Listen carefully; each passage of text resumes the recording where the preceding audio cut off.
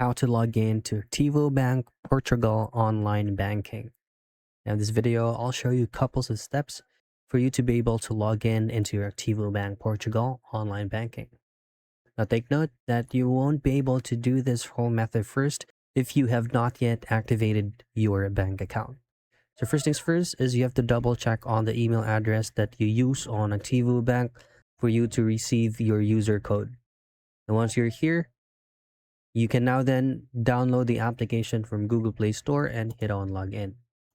Once you select on login, you should be asked to enter your username, but the one that you need to enter here is going to be your user code, which was sent into your email address.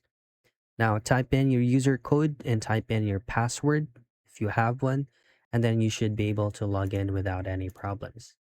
Now make sure as well on updating the Activobank application where you have downloaded it so that you will not encounter any bugs and crashes in the middle of any types of transactions for this online banking.